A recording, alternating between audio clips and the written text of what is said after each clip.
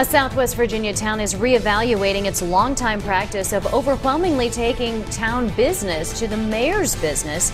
It's following our Community Watchdog investigation. Nate Morabito's investigation, 4 months in the making, now also has a national government watchdog organization calling for a criminal investigation.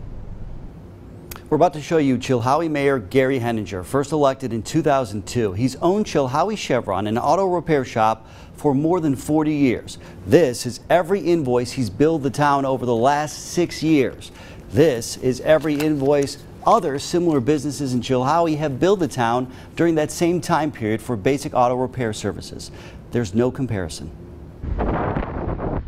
In a small town where everybody knows your business, one business, owned by Chilhowie's longtime mayor, has quietly secured the majority of the town's basic auto repair work. It's not even close. Town leaders say they didn't realize the inequality until we started investigating. It's just one of those things that didn't rise on the radar screen. Invoices show the town's paid Chilhowie Chevron more than $24,000 since 2012 to service government cars and trucks. We've been here since 2011. That's 4 times as much as Tim Widener's garage. How much business do you get from the town? Very little. His shop sits just 2 doors down from the mayor's.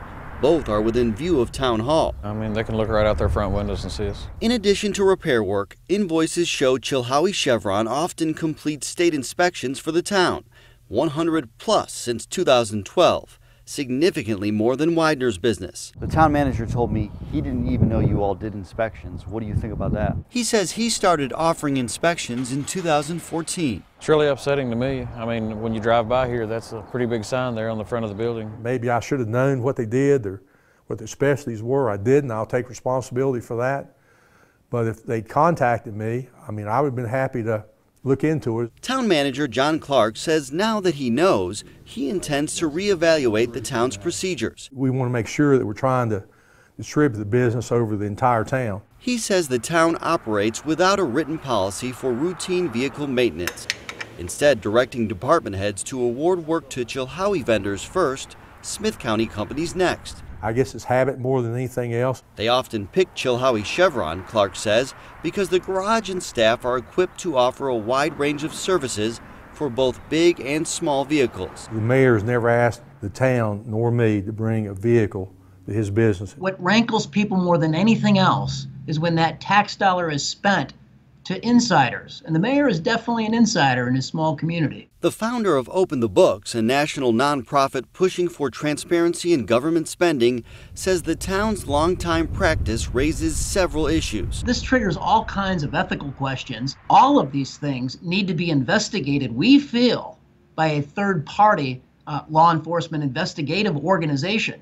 You've outlined quite a troubling pattern. Clark maintains the town is well within Virginia's purchasing and conflict of interest laws and is convinced taxpayers aren't losing out. Clark defends the town's practice of not bidding out small purchases or getting quotes, calling it inefficient, impractical, and unnecessary under Virginia law. I think he's really giving the town a break. I think he's undercharged. Some people get more business than others. Former Vice Mayor Lou Short says he's unfazed by all of it. He owns a small garage too. Let's just grease this one here. And almost never gets town business. It's no big deal, really. It bothers me a little bit. Widener, on the other hand, says he could have used the business in the past. While the town is promising to direct more business his way now, Widener says he doesn't want it. I don't really care if we work for him or not. As for the mayor, I have never told anybody to come to my job. He declined multiple interview requests, but shared his thoughts during a town council meeting. I know it's election year. Somebody has made a complaint to them and got them to come up here and says that my garage is getting all the work on town vehicles, which is wrong. According to state law, the mayor does not have to formally disclose any of his personal interests or file any reports with the Commonwealth of Virginia because Chilhowie is home to less than 3,500 people. Now, in addition to his garage getting most of the non-diesel, non-warranty work compared to similar businesses in the town limits, Josh, the mayor also routinely failed to date his invoices. We counted more than 30 at the least that were not dated. Here are 3 of them right here. The town is obviously convinced it's getting the best bargain for taxpayer dollars. You found out Chilhowie does not seek out bids or quotes for small expenses. Yeah, and that's why we made some calls of our own, because we wanted to get an idea as well. So here's a breakdown of 3 other auto repair garages in Chilhowie today, and the quotes they gave us for 5 different services, really there on the screen. Some of the mayor's past rates are lower than his in-town competitors' rates today.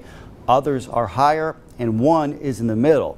You can see the breakdown for yourself on WJHL.com. Josh? Nate, thank you very much. The town argues the mayor's only influence comes when he votes, which only occurs when there is a tiebreaker. The town clerk tells us the mayor's never had to make a tie-breaking vote during the budget process.